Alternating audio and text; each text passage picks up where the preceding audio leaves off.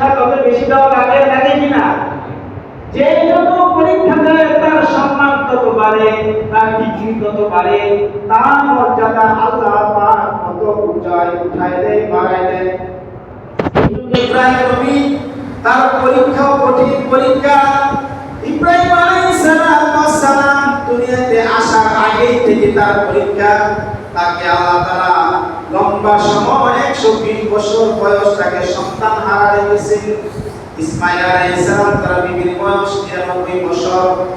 একটা পরীক্ষা সন্তান দেয় নাই। আল্লাহ তাআলা লম্বা সময় পর ইব্রাহিম নবী তাকে একটি সন্তান দিয়েছেন ইসমাঈল। এটা একটা পরীক্ষা। এই যে ইব্রাহিম নবীর পরীক্ষা হলো আবার প্রিয় জিনিস কুরবানি করেন, তার প্রিয় মানুষ ইসমাঈল, তাকে কুরবানি করার আল্লাহ আদেশ করেছে। এটা একটা পরীক্ষা। প্রত্যেকটা পরীক্ষা আল্লাহ পাক তাকে নিয়েছেন, তাকে উঁচা তার মর্যাদাকে বাড়ানোর জন্য, তার সম্মান সারা দুনিয়ার মানুষের কাছে প্রসিদ্ধ ফুটায় তোলার জন্য।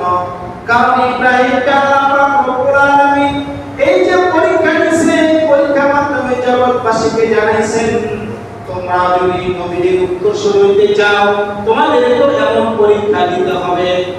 তোমাদের তো আমাদের তো ইব্রাহিম, আমাদের পিতা, জাতির পিতা ইব্রাহিম, তিনি যেমন পরীক্ষা দেওয়ার মাধ্যমে আল্লাহ পাক তাকে সম্মান করেছেন, আগুনের মধ্যে তাকে শিখার মধ্যে তাকে রেখে দেওয়া হয়েছে তাকে কোরআনের জন্য। ইব্রাহিম পয়গম্বর সেখানে পরীক্ষা দিয়েছেন 40 দিন পর্যন্ত। এমন আগুন, ওই আগুনের মধ্যে ইব্রাহিম পয়গম্বরকে এমন ভাবে বানায় দিয়েছেন 40 দিন পর্যন্ত ইব্রাহিম পয়গম্বর সেখানে ছিল। ইব্রাহিম পয়গম্বর 40 দিন পরে ইব্রাহিম পয়গম্বর তার শরীরে সব কিছু কাঠ খড়গুটা জ্বলে গেছে, নবীর শরীরে একটা পশমও পড়ে নাই। সুবহানাল্লাহ। ইব্রাহিম পয়গম্বরকে জিজ্ঞাসা করা হলো, আপনি কেমন আছেন? তিনি বলেন, আমার জীবনে সবচেয়ে শান্তির জীবন ছিল এই আগুনের মধ্যে 40 দিন ছিলাম। কারণ আগুন কার কথা শুনে বলেন? আগুন কার আদেশ মানে? আগুন তো আল্লাহর আদেশ মানে। আগুন কার হুকুমে চলে? আগুন আল্লাহর হুকুমে চলে, আসমানের হুকুমে চলে, জমিনের হুকুমে চলে। সারা দুনিয়ার যত মানুষ, যত প্রাণী, যত বস্তু আছে সব কিছু আল্লাহর হুকুমের বাইরে না, আল্লাহর হুকুমে চলে। আগুন আল্লাহর হুকুমে চলে। আল্লাহ পাক রব্বুল আলামিন আগুনকে আদেশ করেছেন, আগুন তুই তোর শক্তি এখানে খাটাবি না, কারণ এই ব্যক্তিটা আমার প্রিয়, আমার বন্ধু, আমার খলিল ইব্রাহিম, তার জন্য তুই বিপরীত মুখী হয়ে যা। আগুনের তাপ না দিয়ে তার জন্য ইয়া রুকুনি বারদাউ ওয়া সালামান আলা ইব্রাহিম। সালামান শান্তিদায়ক হয়ে যাও, শান্তিদায়ক হয়ে গেছে বাবা ইব্রাহিম পয়গম্বরের জন্য আগুন আরামদায়ক হয়ে গেছে। কেন হয়ে গেছে? কারণ ইব্রাহিমের দিল ছিল আল্লাহর সাথে লাগানো। কারণ যে দিলে আল্লাহ আছে ওই দিলে কোনো ভয় নাই, ভয় আছে। যেই দিলের সাথে আল্লাহর সাথে সম্পর্ক হয়, ও দিল নেই জিস দিল মে আল্লাহ নেই, ও গুল নেই জিস গুল মে ভূ নেই, ও দিল নেই, ও दिल नहीं, ओ दिल नहीं जिस दिल में अल्लाह नहीं, ओ गुल नहीं जिस गुल में भू नहीं, ओ गुल नहीं जिस गुल में भू नहीं।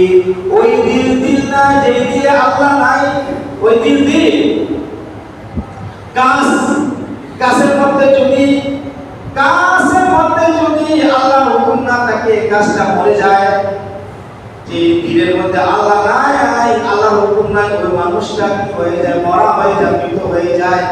যে ফুলের মধ্যে গ্রান নাই, অনেক ফুল, যে ফুলের গ্রান নাই ওগুলোর দাম আছে। যে ফুলের মধ্যে গ্রান নাই, গ্রানহীন ফুলের যেমন মূল্য নাই, ঠিক তেমনি যে মানুষের মধ্যে আল্লাহর মহব্বত আল্লাহর প্রেম নাই ওই মানুষের কোনো দাম নাই, ঠিক না? যে মানুষের মধ্যে আল্লাহর প্রেম নাই, আল্লাহর মহব্বত নাই, আল্লাহর ভালোবাসা নাই, তার কোনো দাম আছে? দাম নাই। এখন তো আমাদের ভালোবাসা দুনিয়ার সাথে, ইব্রাহিম নবীর ভালোবাসা আল্লাহর সাথে।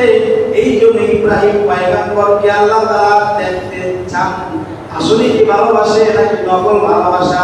পরীক্ষা নিছেন তোমার প্রিয় সন্তানকে, আমি আতবাহু,